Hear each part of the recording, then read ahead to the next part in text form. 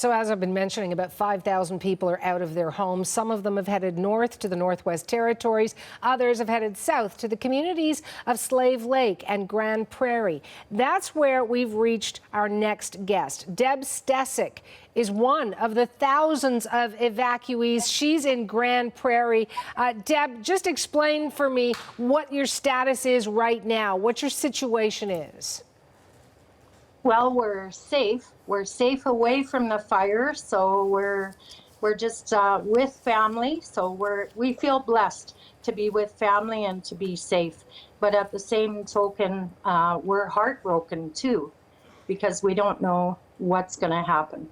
And give me the sense of those first indications you had that it was time to go.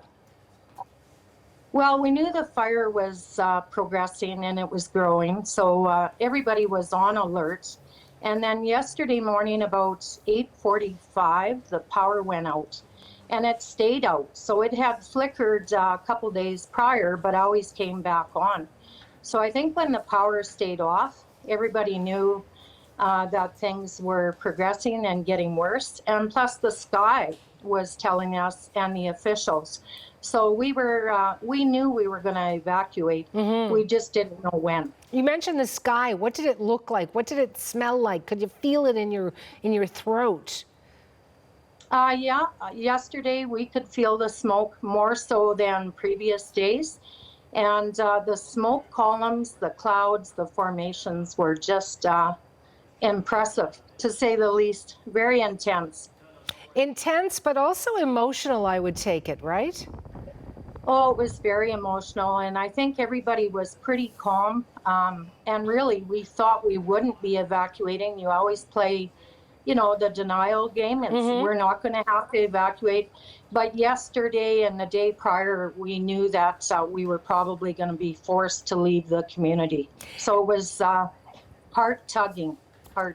No kidding. And then you go downstairs, you get your suitcase or wherever you keep it, and you have to decide what to put in it. How was that decision making for you? It was tough. It was real tough. It's our home, right? Mm-hmm. So, yeah, it was tough. What did you choose, Deb? Well, mostly clothing, of course, and they said to be prepared for 72 hours. But we know from the Fort Mac fire and Slave Lake fires that if the fire hit the town, we were going to be, evacuated a lot longer. So we took lots of clothing, and we took a cooler, and then we took our pets, of course, and some pictures, our family pictures. All the photo albums, things like that. Yeah. It's amazing. Whenever I talk to people who have to leave, they go for pictures. Those are things, even though you have them in your head, you just can't replace them, can you? Well, you can't, and that's your whole lifetime. It's all those memories that you want to keep. Everything else can really be replaced, but those pictures, the ones from years past, you can't replace them.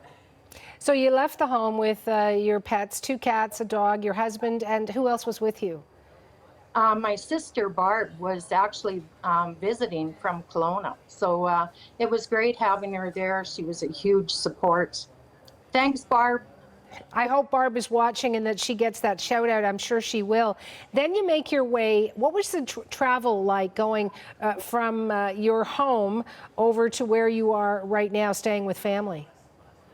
It was stressful, and then just to see everybody pack up and, the neighborhood, everybody was kind of collecting on the street, saying goodbye and, wishing everybody well, and nobody knows what we're going home to. So, again, it's kind of emotional. You talked about denial. Oh, we won't have to leave. The fire will stay away. And then, the acceptance. Oh, my goodness, we have to leave. Is there also denial about when you go home, that everything will be okay? Oh, for sure. Yeah. And we've played that game a few times. So we just don't know what we're going back to. And our thoughts and prayers are with the firefighters that are, fighting this fire, the support from the ground and from the air. They're our heroes. And we worry about their safety too, and just hoping that it has a safe outcome for all of them they've left their families to fight this fire, and we appreciate them so much. We had the Premier of Alberta, Jason Kenney, on a while ago. He was giving us an update, Deb, and he said there are also crews from Ontario and BC and Nova Scotia coming in the next 48 hours. What's your message to Canadians as we all watch from across this country to the emotional stories and the trials and tribulations you and your family are going through, as well as thousands of others?